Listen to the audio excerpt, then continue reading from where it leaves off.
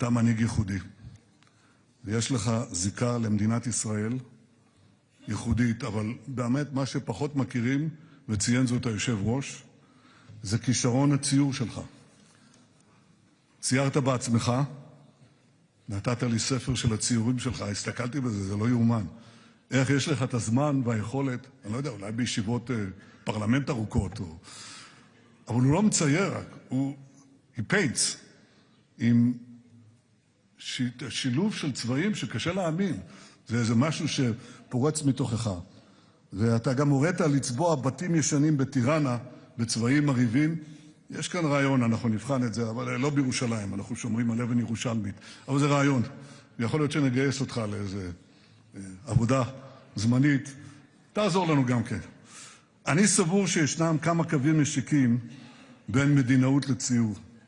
לא פעם מדינאים צריכים לבצע מהלכים היסטוריים במשיכות מכחול גדולות. במקרים אחרים הם צריכים לעשות זאת יותר נקודתית, במשיכות מכחול קטנות. בביקור הזה אנחנו מציירים יחד תמונה גדולה בצבעים בהירים. תמונה של עתיד מבטיח לטובת אלבניה ולטובת מדינת ישראל. ראש הממשלה רמה, אדי חברי היקר, אני מברך במלוא החום וההוקרה אותך, את רעייתך, את המשלחת שנלווית אליך. ברוך בואכם, חברים יקרים, לירושלים. ברוך בואכם למדינת ישראל שמחבקת אתכם אל ליבה. תודה רבה לכם.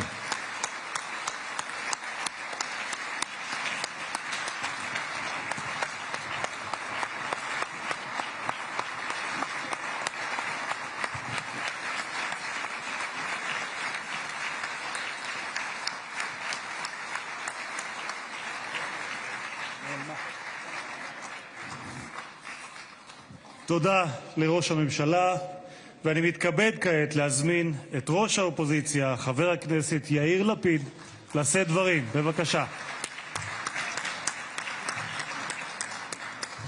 אני חושב שזו התנכלות של הממשלה אליי שמביאים מנהיגים כל כך גבוהים.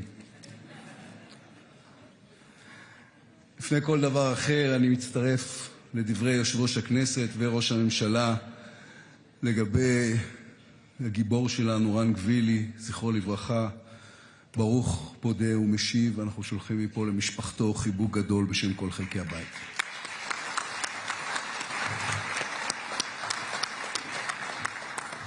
Mr. Speaker, Mr. Prime Minister, distinguished guests, the Speaker has mentioned that in Albanian there is an expression that every Albanian child knows, Besa. Besa means to keep your promise, or to be a person who can be counted upon. We, the Jewish people, know that this concept carries a deep meaning to it. The question of whether Albanians could be trusted was tested in our darkest hour, and they kept their promise. At the beginning of the Second World War, Albania was occupied by the Italians, and in 1943 the German army, the Nazis, entered and occupied Albania. As in every other country they occupied, the first thing the Germans did was to demand lists of the Jews living there. This was a standard procedure throughout Europe, and they never encountered real resistance. Mr. Prime Minister, the Nazis placed my father in the Budapest ghetto, and the Hungarians helped.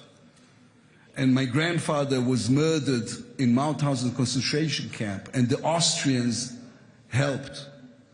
And my great-grandmother perished in Auschwitz, and Polish policemen helped capture prisoners who tried to escape.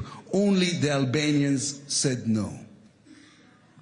After almost all of Europe has surrendered, the extermination camps were already built, the Albanians said, we will protect the Jews because we know how to distinguish good from evil. We know how human morality, what human morality is. We have Bessa.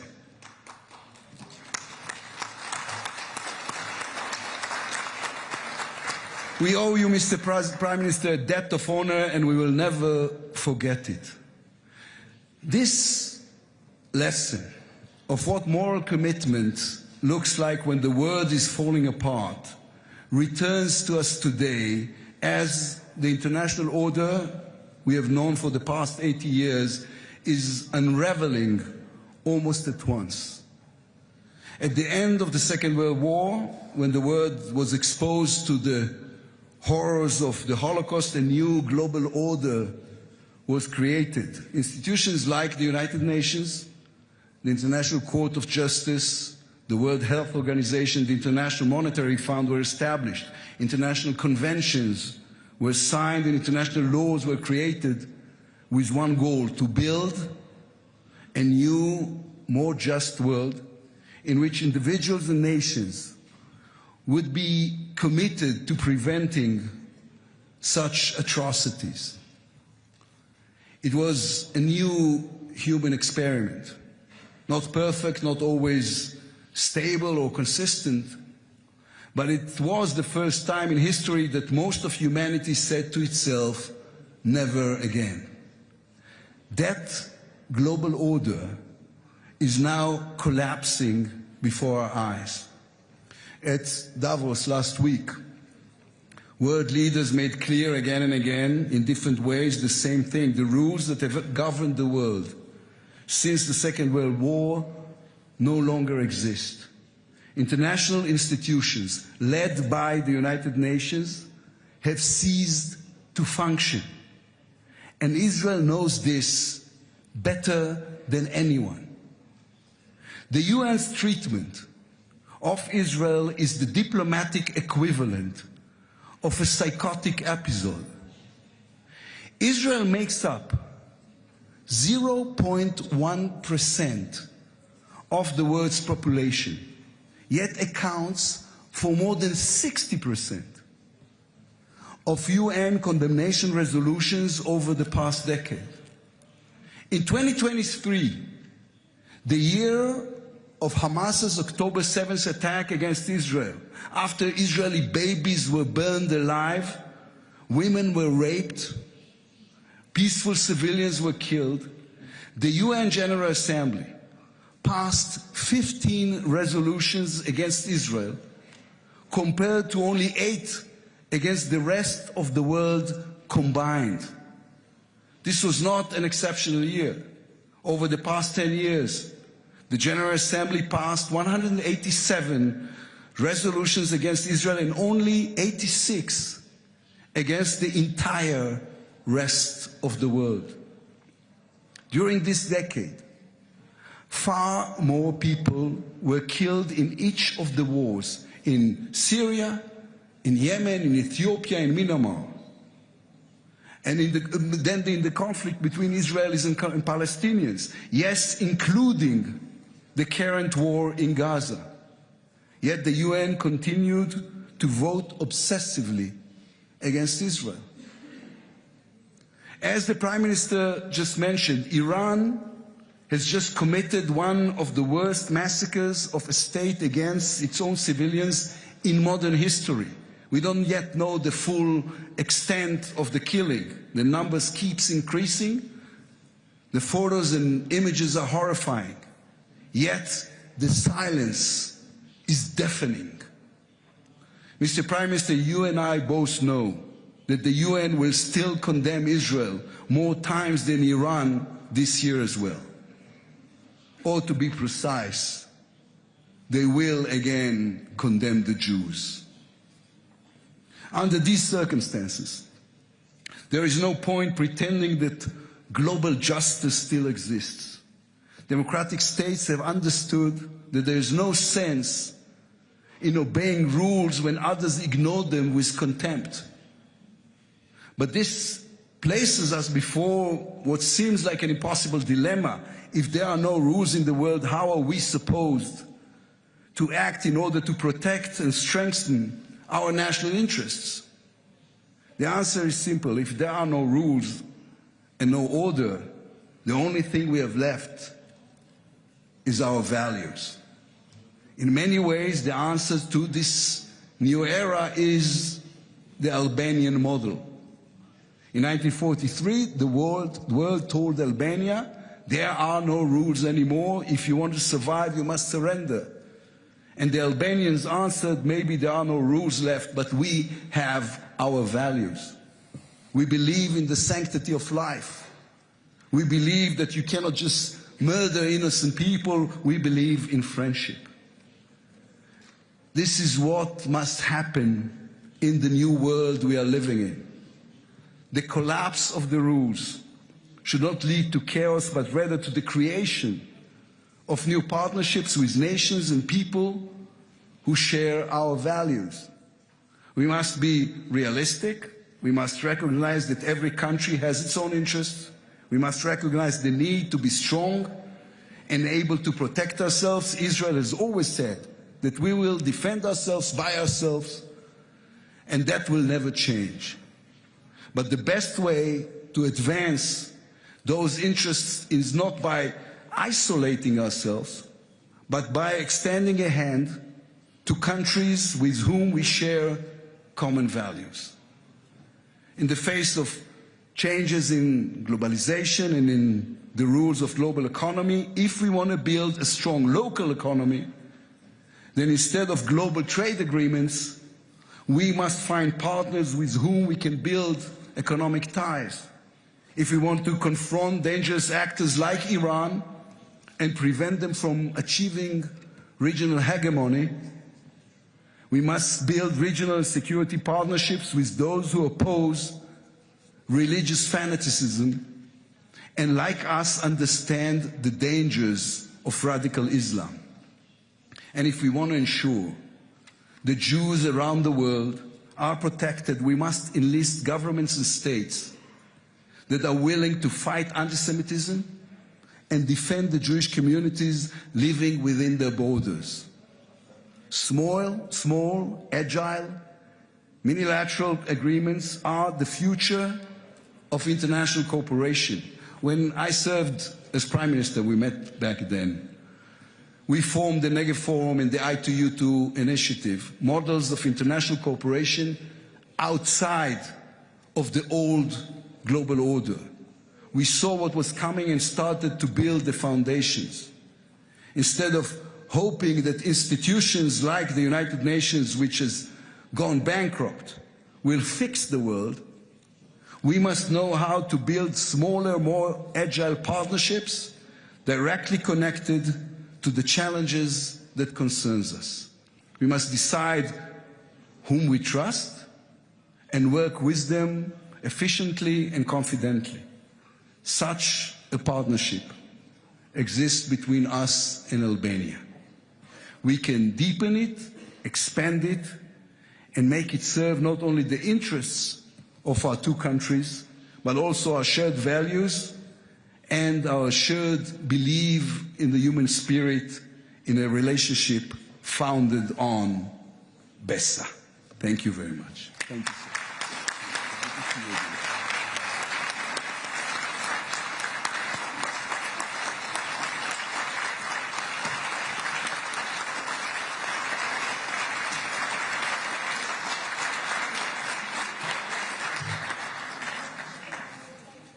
And now, as they elevate the podium for you, Prime Minister, חברות וחברי הכנסת, אני מתכבד להזמין את ראש ממשלת אלבניה, מר אדי רמה, לשאת דברים.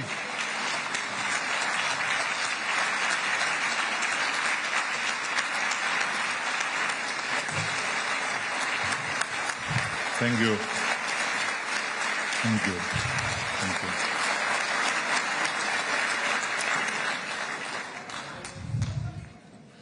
Well, I'm not entirely certain that I'm truly standing on the very floor beneath my feet, the same floor from which the most honored guests of this state have addressed this House. And although modesty has never been my most reliable virtue, I confess that I struggle to believe that I deserve such an immense distinction.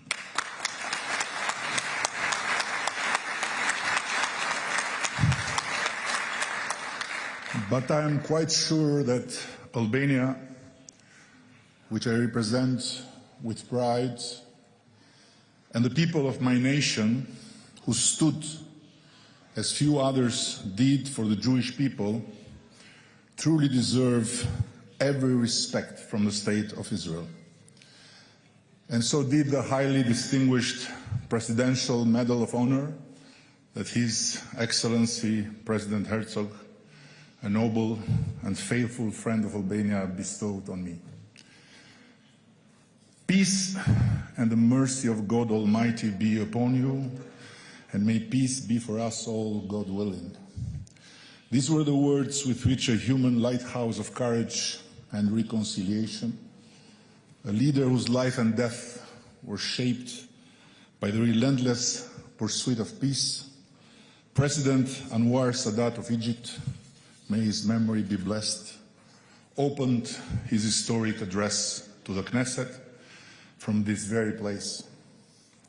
He continued, peace for us all, on Arab land and in Israel as well, and in every part of this vast world, so burdened by bloody conflicts, torn by sharp contradictions, and threatened again and again by destructive wars launched by men to annihilate his fellow men.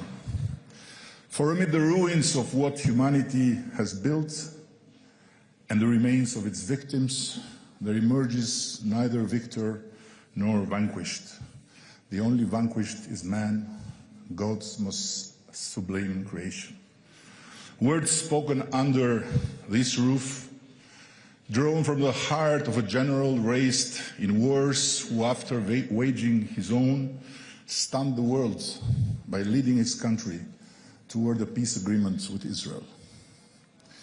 Nearly half a century later, they resonate with the same force and the same urgency as when they were first pronounced.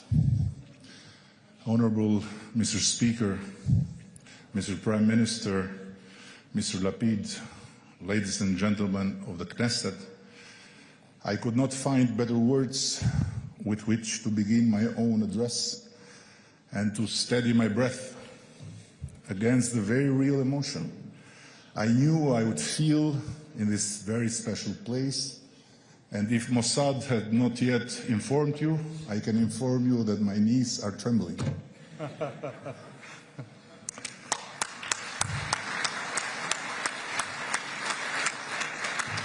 And there is another reason my knees are trembling.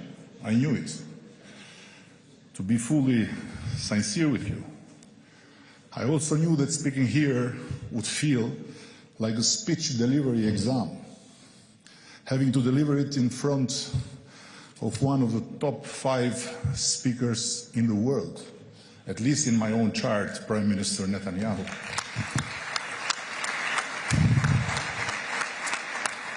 I'll do my best, dear Bibi, to survive your judgment, fully aware that I am merely the second speaker worldwide after Trump, whom you simply cannot avoid listening to.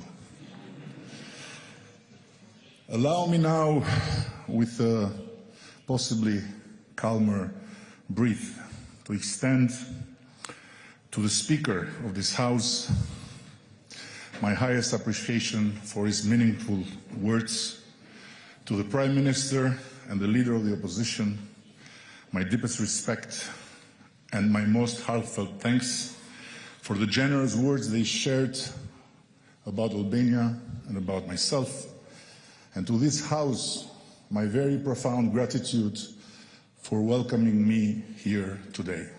Thank you all. I can't be more grateful.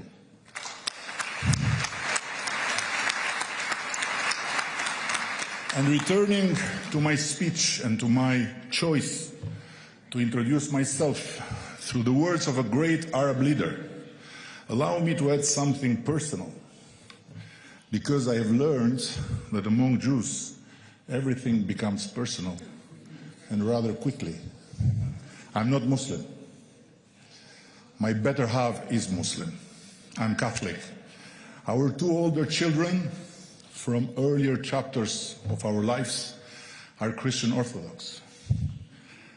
And the youngest, our 11-year-old boy, will decide for himself one day, but given his uncontainable excitement whenever he's told that we might make wishes at the Western Wall, the idea that he may one day choose to become Jewish is not completely far-fetched. And that would be fine with us. Just as it would be absolutely fine if he chose to be Muslim or to be Christian. Nevertheless, make no mistake, this small family portrait of ours is not a unique eccentricity. It is in truth a normal Albanian story. The same is true of our 4 traditional religious communities, which celebrate each other's important days, and of their leaders, who gather regularly, as they did, for example, to accompany President Herzog when he laid a wreath at our Holocaust memorial in Tirana during his historic visit, as the first ever Israeli head of state to land in Albania. It is a spirit forged across centuries of hardship, occupation, and poverty. It was this same spirit that brought Albanians of all faiths into the streets to welcome and greet Pope Francis when he visited our country, and with his captivating and saintly voice corrected the label we often use. No, said the Holy Father, yours is not religious tolerance, it is religious fraternity, because it rests not on patience, but on the quiet certainty that faith is not weakened by the presence of another faith, it is opened by it. To that spirit we owe with pride one of our highest moral honors. 73 Albanians of all faiths, recognized as righteous among the nations, whose memory shines within the walls of human dignity at Yad Vashem. And with the same pride, we'll soon open our first museum dedicated to the protection and salvation of Jews in the city of Vlora, Albania's largest medieval city, where, guess what, in the 16th century, Jews fleeing persecution in the West made up more than half of its own population. Our young people and the many guests who come from all over the world to visit our beautiful country, where the number of Israeli tourists, by the way, last year grew far faster than from any other nation, will see there with their own eyes and hear with their own ears how small Albania was always a safe refuge for Jews long before our era, and how ordinary Albanians made that very small place the only country on Europe's map to emerge from the Second World War with more Jews than it had when it entered the war. No one else in Europe can claim such a historical clean sheet, with not a single Jew, not one, handed over to the Nazis. And no one better than Albania can bear witness to a simple truth, that being Muslim and being anti-Semitic are not bound together by faith in God, by God's most abhorrent betrayal. And no greater honor and heavier responsibility than to bear witness to this truth here, in the heart of Israel, at a moment when the heartbreaking war in Gaza, through the unbearable suffering of innocent families, both Israeli and Palestinian, has opened a new window of opportunity for peace-building efforts to succeed. There is no doubt that part of this great honor for me is to come here a few days after the Albanian parliament ratified the decision to join President Trump in his efforts for peace and conflict resolution, and to make Albania a founding member of his Board of Peace, humbly contributing to the monumental task of turning that new window of opportunity into a new horizon of hope and prosperity for the people of Gaza and for the region. Now, allow me to take you with me for a moment far from Jerusalem, to the center of our capital city, Tirana. There is a tunnel beneath its heart.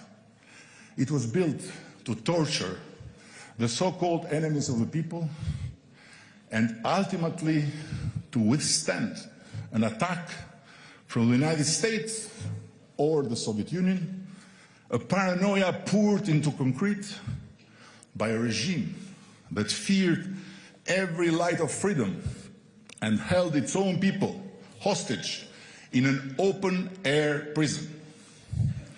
This vivid memory has always made me feel sorry for respected and well-meaning international public figures or associations who rightly describe Gaza as an open-air prison, but failed to identify the true jailer of the people of Gaza. They mistook the finger for what the finger it was pointing at, and in doing so, they failed to recognize that the jailer of Gaza is Hamas, no one else but Hamas.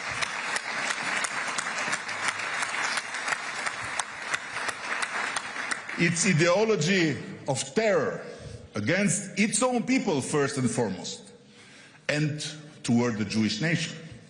Its totalitarian dogma that no Palestinian life is worth living until the state of Israel is annihilated and the last Jew is wiped out from the Holy Land. Therefore, until Hamas is fully dismantled, its 2 million prisoners will never be truly free, and no peace can endure. Today, that tunnel in Tirana has been transformed into a space dedicated to the victims of those who originally constructed the tunnel. And I wish with all my heart that a few of the countless tunnels of terror Hamas built, where the hostages taken on 7th of October were killed, raped, tortured, and reduced to 21st century human replicas of the prisoners in Nazi Germany extermination camps, will be preserved as part of the Gaza reconstruction plan, and later as defining testimony in favor of lasting peace among the two future states. They should stand as tunnels of collective memory and healing, where both the hellish suffering of the hostages and the enormous loss of Palestinian lives were converted into the most horrifying defense system ever built by the human evil mind, raw material whose bricks were human bodies, may serve as eternally lit candles of forgiveness without forgetting, and as a permanent call to all that for such horrors to never happen again, the roots of the cause should be cleaned. As you descend the stairs of the Tirana tunnel, a sentence in neon light by Primo Levi watches over you. Those who forget their past are condemned to relive it.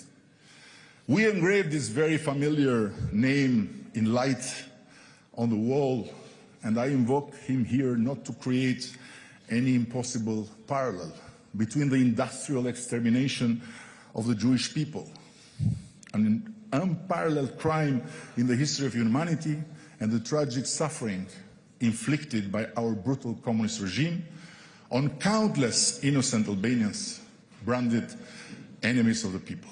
No, I bring Primo Levi together with our own tunnel of memory to reassure you that we Albanians know the pain of history's grave wounds, and to reassure those who hold a very different view from mine about Gaza as an open-air prison, that we Albanians learned, in ways difficult to imagine for them, what happens when ideology becomes a god, when the state becomes an altar, and when people become or sheep to be exploited, or individuals stripped of their humanity in order to instill fear among the overall population. There is a profound history that binds our peoples together. The culminating chapter, of course, is a dark time of the Holocaust, but our shared legacy stretches back centuries. Jews arriving on our shores after the destruction of the temple, Sephardim fleeing the Reconquista, families seeking refuge in our land again and again, whenever Europe descended once more into one of its oldest and darkest impulses, hatred of Jews. In the 30s, a Jewish American sent to Europe as part of an observing mission, Leo Eaton, wrote in a report submitted to the United States Congress that Albania stood apart in Europe, a country documented as a potential refuge for Jews fleeing Central and Eastern Europe. He noted that Albania's religious plurality functioned practically, not symbolically. Muslims, Orthodox Christians, Catholics and Jews lived within a framework where religion did not determine civil trust. And Albania, he underlined, could be considered as a place suitable for Jewish settlement and refuge where no legal or social barriers existed to Jewish life. Precisely in those years, before the war, while anti-Semitism was rising across Europe, Albania went so far as to recognize the observance of Shabbat as a human right of the Jewish community, becoming a standalone country in our part of the world to legally bind both public and private employers to respect it. And during the Holocaust, when the Nazi envoy, Hermann Neubacher, demanded lists of Jews and their gold, our representatives replied with a sentence that deserves to be carved in stone: "You can have the gold, not the Jews."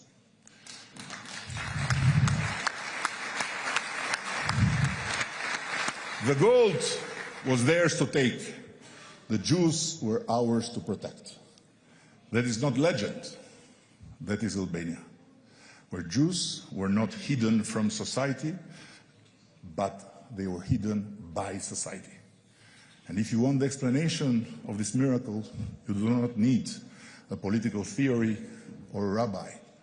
Although I know rabbis can explain the most difficult things with the simplest words and can even foresee miracles. No, you need only one sentence from our first written law, the medieval Code of Honor. The house of the Albanian belongs to God and the guest. Not the guest you invite, of course, him too, but the guest who knocks on your door, the stranger who needs help. And betraying that guest in our code is the most unforgivable crime. It stains your reputation with shame and punishes all your family with exclusion from the life of the community. So, better to die than give up your guest. And since Jews happen to be Albania's guests, when the most fearsome machinery of death humanity had ever created reached our land, for Albanians, and first and foremost for Muslim Albanians, who then formed an overwhelming majority, the choice was cruelly simple. We would rather die than give up our Jews.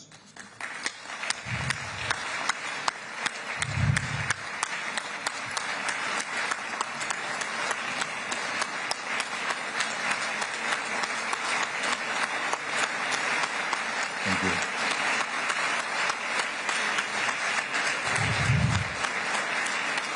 Thank you. This luminous chapter of Albanian history carries a message of pressing relevance for today's world. Today's world that must be reminded again and again of what Hannah Arendt taught us with ruthless clarity. Evil is often not demonic or spectacular, but ordinary, at the risk of being it. Evil, it is simply banal. The tragedy of the Holocaust was not only the cruelty of a few, it was the passivity of the many. But in one small country, our country, the opposite happened. Our people were poor, they lacked power, they had no army or any strategic border, but they possessed something infinitely more precious. For that moment in history, the ability to see a human face and recognize a moral obligation. When others delivered their Jews neighbors to the authorities, Albanians delivered them to safety. When obedience became the silent ally of evil, our grandparents chose the perilous path of responsibility. And in doing so, they kept just that tiny corner of Europe human, at a time when humanity itself was disappearing day after day. This story is not an ornament displayed to impress others. It is a compass we must follow if we wish to remain worthy of the gift of life granted to us by the same God, and to make something worthy of that gift on this earth, so that our children and their children will not suffer tomorrow because of what we lack the courage to face today or fail to learn from yesterday. This is why Albania was among the first countries in Europe to pass new advanced legislation against anti-Semitism, why we have integrated Holocaust education into our school curriculum, and why we are building now in Europe, in the middle of Europe, two particular cultural spaces inspired by the gravitational force of the shining examples set by our Muslim and Christian grandparents, who risked their lives to save Jewish lives. But this is not only about Jews. This is about humanity. And not humanity as a generic word, but our humanity. This is why for many years now, Albania has offered protection to several thousand Iranian citizens, whose opposition to the butchers of Tehran placed their lives in grave danger. It was not without risk for us, and it's not without risk today. To remain human when one's humanity is under pressure is never without danger. On the contrary. And because we took that risk, some years ago Albania suffered a massive cyber attack directed from Iran aimed at destroying our entire digital public infrastructure. We resisted it, they did not prevail. And I want to tell you, we were told by powerful friends not to overreact to Iran because they are big and they are dangerous. But we gave Iranian embassy personnel only 24 hours to leave the country and cut even the very thin hair of connection we had with the Khomeiniist Republic, which I'll never describe as Islamic, because Islam is love and humility. Khomeinism is hate and death. And it's not written here, but I want to simply do what Bibi does all the time, get out of my written speech and say the following. A Greek friend of ours, whose husband is Iranian, told us that some days ago in a market in Tehran, people were inside and fire was put while the market was surrounded by the assassins. So people had two choices. One choice, or to be burned by the flames inside the market, or to be killed at the doors of the market. But my question here is this: how is it possible that while the global media talks about 30,000 people killed in 3 days, there is no gathering in any square in Europe against the Ayatollahs and to call for the end of that regime?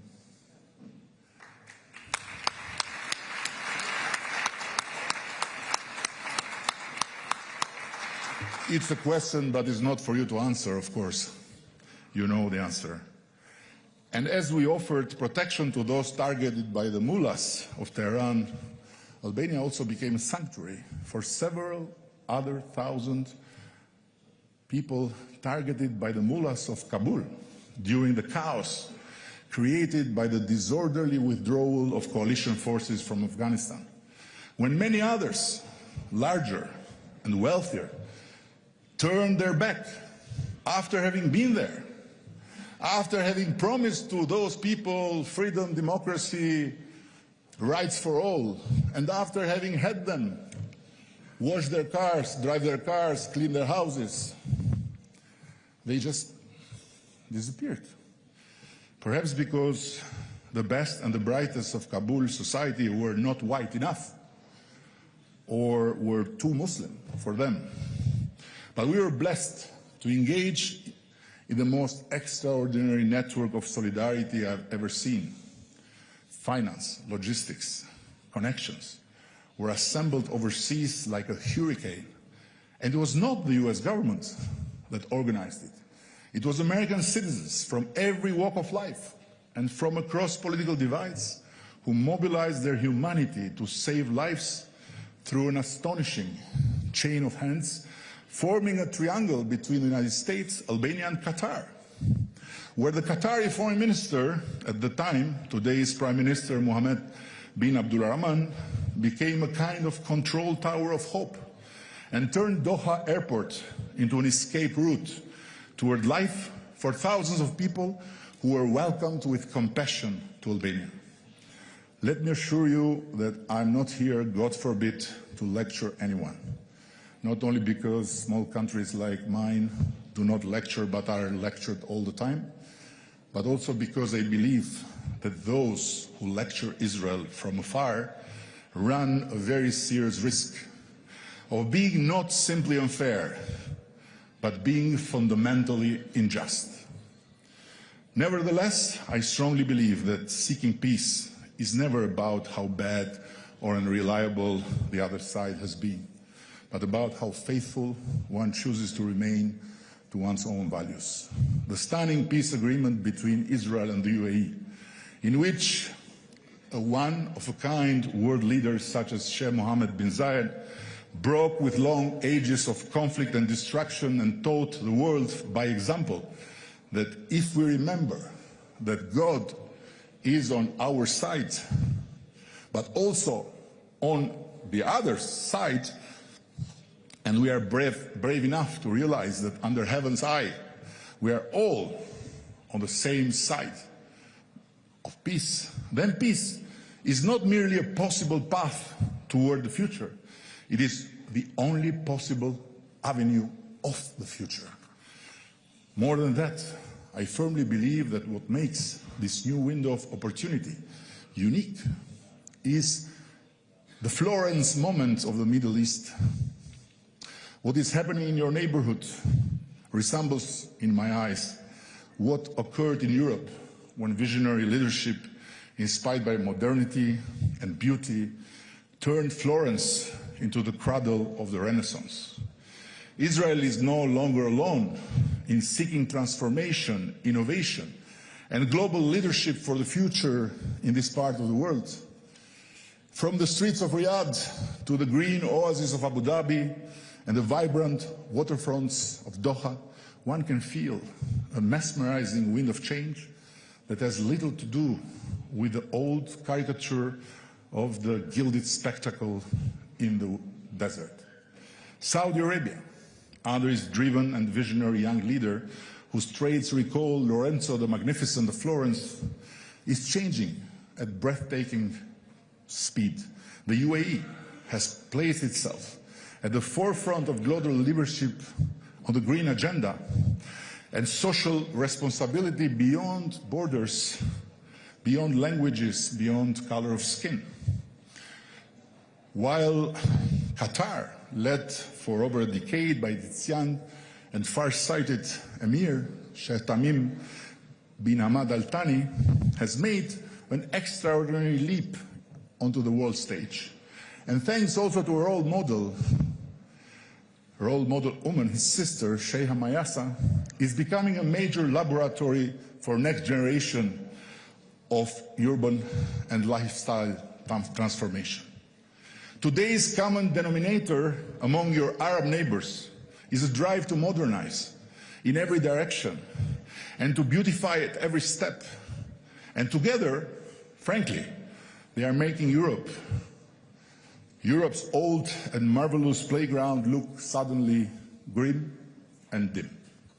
Now, there is a question that arises stubbornly in front of this.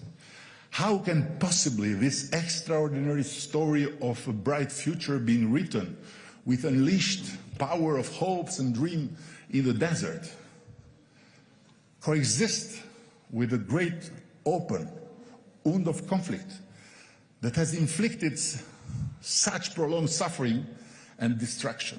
A wound that still lies close by at the heart of the Middle East like a trap capable of swallowing in its dark gut every dream of greatness being built around this region. It's not possible. There is no chance to sustain both for long. So I very much wish that the Abrahamic Accords will continue. And I wish that perhaps by looking at the bloody past through the eyes of a brighter future, rather than the other way around, this region as a whole, as the UAE and a few others already have, will reveal not only that peace is possible, but that peace can lift all peacemaking nations almost as a miracle within the realm of the Abrahamic faiths. Albania could not feel more blessed than to count both Israel and the Arab countries among its close friends. And Turkey too, by the way. We seek to deepen these relations, and we stand firm in our readiness to participate, together with Arab brothers and Turkish brothers and others, in the forthcoming international stabilization force in Gaza. Mr. Speaker, you know, because you chair here, that Jews speak long, but you didn't know that Balkan guys speak longer. I promise that the generous time you allowed me to occupy this very special place is drawing to an end. And as I opened with the words of an Arab martyr for peace, with the words, I want to close with the words of a Jewish martyr for peace, Prime Minister Isaac Rabin of Israel. May his memory be a blessing. Spoken to Israelis and Palestinians precisely 30 years ago from this very place where I stand today. From the depths of our hearts, we call upon all citizens of the State of Israel, certainly those who live in Judea, Samaria, and the Gaza Strip, as well as Palestinian residents, to give the establishment of peace a chance, to give an end to acts of hostility, to give another life a chance, a new life. We appeal to Jews and Palestinians alike to act with restraint, to preserve human dignity, to behave in a fitting manner, and to live in peace and security. We are embarking upon a new path which could lead us to an era of peace, to the end of wars. Amen. Amen.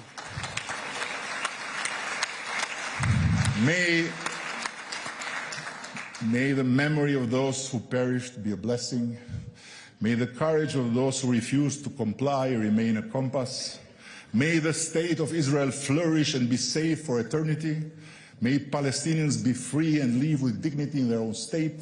And may our two small nations, immense in spirit, remain bound not only by history, but by shared commitment to keep humanity human. Toda Rabba. תודה רבה לראש ממשלת אלבניה. Thank you, Prime Minister of Albania, the Honorable Edi Rama.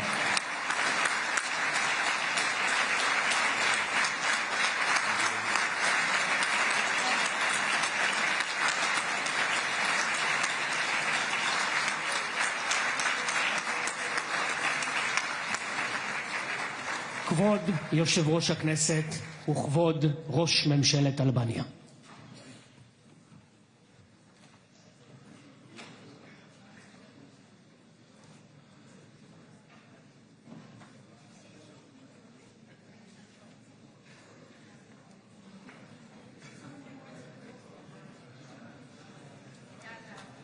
נא לשבת.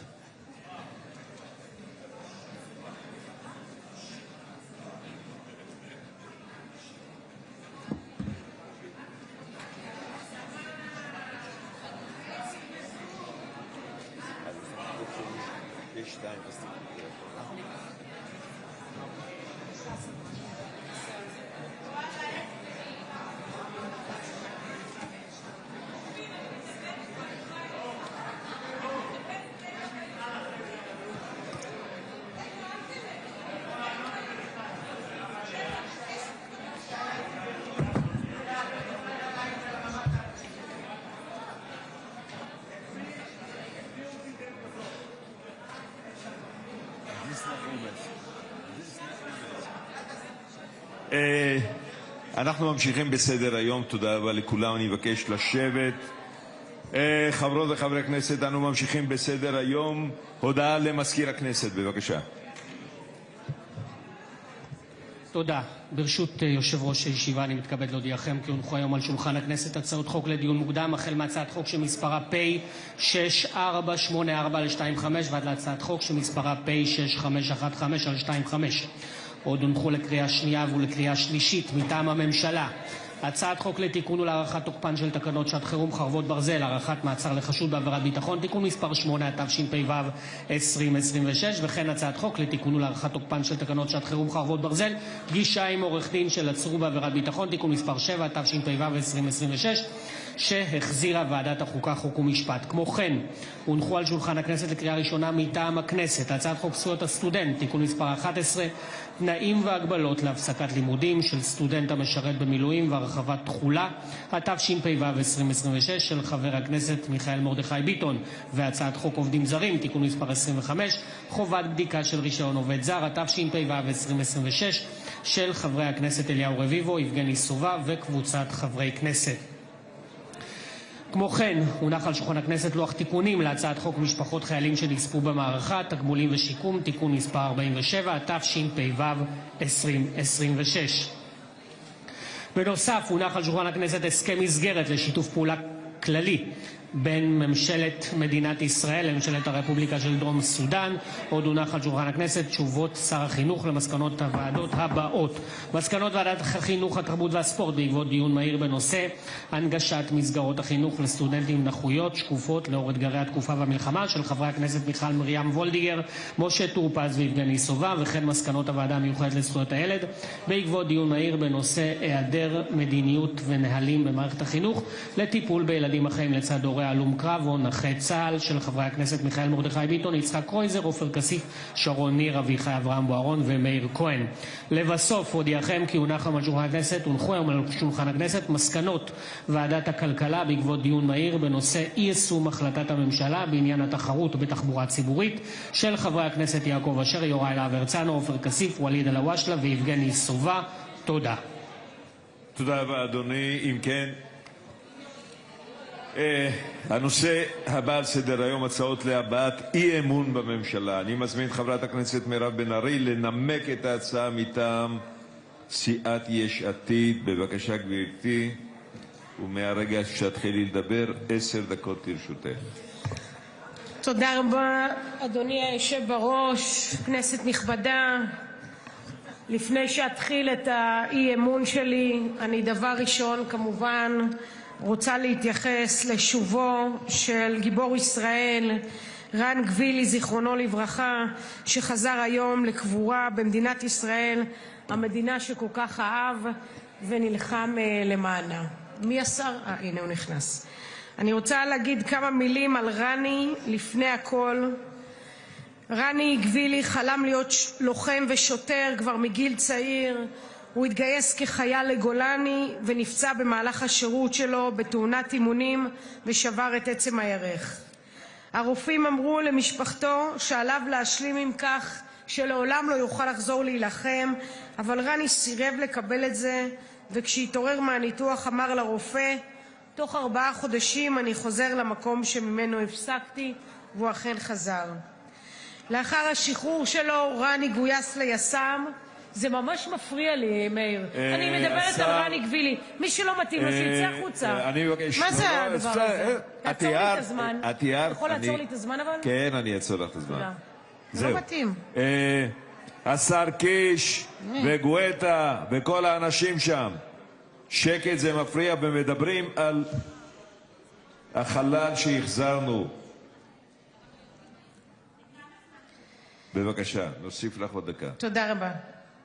לאחר שרני השתחרר, הוא התגייס ליס"מ, ובבוקר 7 לאוקטובר היה עם ההורים שלו ביישוב מיתר, כשהוא מחלים מפציעה נוספת, שבר בכתף. למרות השבר, הוא קם, לבש מדים ויצא. וכששאלו את רני, לאן אתה הולך? הוא אמר, נראה לכם שאני אשאר בבית כשאני יודע שהחברים שלי נלחמים? אין מצב כזה. במהלך הלחימה בצומת אלומים הוא הוביל את הכוח, הוא היה קר רוח, חד, נתן פקודות ותמיד ראשון. כשהגיע רכב המחבלים הוא פתח באש והסתער, ועם קצין נוסף יצא למרדף. שניהם נקלעו למערב, נלחמו ועצרו מחבלים רבים מלטבוח באנשי קיבוץ אלומים. בהקלטת הקשר האחרונה של רני הוא נשמע אומר, אני לא יכול להרים את הראש, אני מקבל אש, התחמושת אוזלת.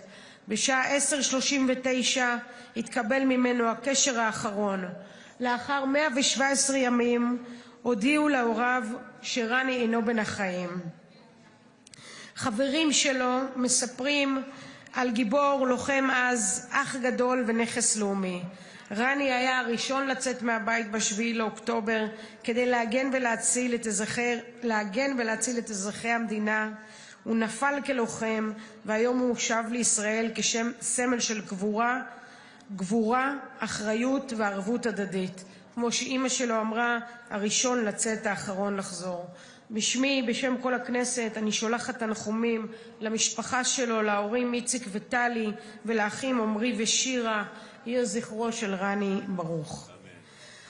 וכעת ברשותכם אני אעבור לנושא של האי-אמון שעוסק כמובן בהשתמטות. היום היינו אמורים להצביע כאן על קריאה ראשונה על התקציב. נערכנו, חברי הכנסת נערכו, בוטלו נסיעות, בוטלו משלחות, כולם הגיעו, כי בכל זאת יש קומבינה של חוק השתמטות עם חוק גיוס. אממה, אין חוק תקציב, וכשאין חוק, אין חוק גיוס, וכשאין חוק גיוס אז התקציב יחכה. כל הקומבינה הזאת של להביא ולכרוך את תקציב מדינת ישראל עם הגיוס, זה מה שקרה היום. עשרות חברי כנסת הגיעו, שרים, כולם ביטלו את הלוז ותכננו להצביע לתקציב. אבל אנחנו כולנו בני ערובה, כי לא יהיה תקציב בלי חוק השתמטות. עכשיו, הקומבינה הזאת באמת פשוט מסריחה, אין לי מילה אחרת, גרמה עכשיו לעיכוב. עכשיו יש חוק יסוד משק המדינה, צריך 60 יום, הכל בסדר, קודם כל צריך לתפור את הקומבינה. עכשיו, לא משנה שבכלל אצל הרבנים זה בכלל לא מדברים על גיוס, ואני רוצה לצטט לכם את הרב דוב לנדאו שהוקלט ואומר ככה: מה זה השאלה? ללכת לצבא? מה אתה רוצה? אף אחד לא רוצה שבני ישיבות ילכו לצבא, אף אחד לא רוצה. מה שעושים בכנסת זה הצלה זמנית, מפני שאם לא יהיה יותר גרוע. מה שמדברים בכנסת זה שטויות, לא יהיה. אנחנו לא נלך לצבא, אף אחד לא ילך לצבא. קומבינה מספר 1. וכעת לרב משה הלל הירש, קומבינה מספר 2. לציבור שלנו אין מסגרות, חס וחלילה שנמלא יעדים. אף אחד לא ימלא יעדים. בסוף החוק ייפול אחרי כמה שנים, אבל הרווחנו שנים. מה יש עוד לומר? ששני הרבנים הראשיים, הרב דוב לנדאו והרב משה הלל הירש, שמובילים קהילות שלמות, לוחמים פוטנציאליים כנראה לא, אומרים בצורה מאוד ברורה, הכל קומבינה, אף אחד לא יתגייס, אף אחד גם ככה, למה? כי סתם אנחנו מעבירים פה את הזמן. עכשיו אני אומרת לעצמי, וואלה, הוא צודק, זה מה שהוא רוצה, מותר לו, הוא רב, הוא לא רוצה שבני הישיבות יתגייסו. מה שאני לא מצליחה להבין, למה הקואליציה נופלת בפח הזה? למה אף אחד לא מדבר על זה שאין גיוס? מילא כשאתם יושבים בוועדת חוץ וביטחון ומספרים לעצמכם סיפורים, אבל הנה, הוא אומר, מה שמדברים זה שטויות, ואף אחד לא יתגייס. אז למה הוועדה הזאת של חוץ וביטחון נמשכת? אני לא יודעת. עכשיו, מה שמדהים זה שביבי, ממש לפני שבועיים, ראש הממשלה, צריך לומר, אמר בדיון 40 חתימות, אנחנו מקדמים מתווה היסטורי, מתווה שיביא לגיוס של 23,000 חרדים. ב3.5 השנים הקרובות מדובר כאן במהפכה אמיתית שלא הייתה מאז הקמת המדינה, עם מספר עצום של מתגייסים, והדבר יקל מאוד על משרתי המילואים. עכשיו, אני לא מצליחה להבין, כאילו אומרים לך הרבנים האלה שלא התגייסו. אתה עומד במליאת הכנסת, מישיר מבט לחברי הקואליציה והאופוזיציה, ואומר שאתה תגייס אלפי. איך זה מתחבר? איך זה מתחבר? שקר? כנראה. כי הרי רק בשבוע שעבר הוא עלה במליאה ואמר שהוא היחיד שהלך למבקר המדינה. מסתבר שכל ראשי מערכות הביטחון הלכו. עכשיו באמת תראו, מילא שראש הממשלה משקר, כבר התרגלנו. אבל איפה כולם? לאף אחד לא אכפת מהקומבינה המסריחה הזאת? לאף אחד לא אכפת שכל תקציב המדינה מחכה לראות אם יש השתמטות או לא? אתה חבר כנסת רציני, אלי דלל, לא מפריע לך שעומדים רבנים ואומרים אף אחד לא יתגייס? איך אפשר ביד אחת לתת חקיקה לאנשי מילואים, וראיתי יש לו הטבות ונופשים, ומה הוא לא מביא? ומצד שני לירוק להם בפרצוף ולשלוח להם עוד צו ועוד 300 ימים ועוד 40 ימים. לא מבינים שהמילואימניקים האלה, המסכנים האלה, כבר איבדו את העסק, חלקם איבדו את המשפחה, חלקם פוסט-טראומטיים. מה יעזור שתזרוק עליהם עוד נופש ועוד נופש, אם בסוף הוא צריך עוד אנשים שיחליפו אותו? מה רוצה המילואימניק בסוף? אתה יודע מה הוא רוצה? שיחליפו אותו. שיחליפו אותו. אתה יודע, אני אספר לך לקראת סיום, ביום שישי היה לי שיחה עם אחיין שלי, שהוא בצו 8 מהיום שהוא השתחרר. הוספתי לך דקה. תודה. הוא 1.5 שנה בצו 8, בעיקרון בעולם תקין, הוא היה משתחרר, טס לחו"ל, מתחיל לימודים. סבבה, כמו כל זה. עכשיו הוא אמר לי, מירב, אני בהתלבטות, כי מצד אחד הצבא צריך אותי, ואני יודע שהוא צריך אותי כי יש לו התמחות מסוימת, והוא תומך לחימה. מצד שני, מתי שהוא אמור להתחיל את החיים שלו? מתישהו, אז מה יעזור, תגיד לי, שהוא יקבל עוד נופש, ועוד קופון, ועוד קופון? בסוף הוא צריך להתחיל את החיים. ואיפה אנשי המילואים שיש להם משפחות וילדים? מה איתם?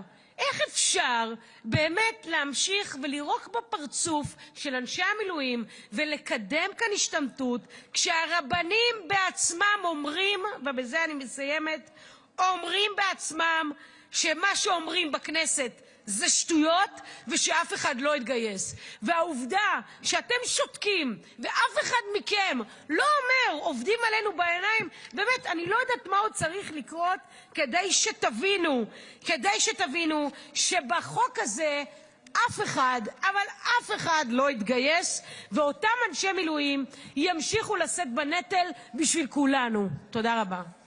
תודה רבה, גברתי. אני מזמין את חבר הכנסת חמד עמאר. השר משיב משולב, כן? בבקשה. חבר הכנסת חמד עמאר ינמק את ההצעה מטעם סיעת ישראל ביתנו, העבודה וכחול לבן, המחנה הממלכתי.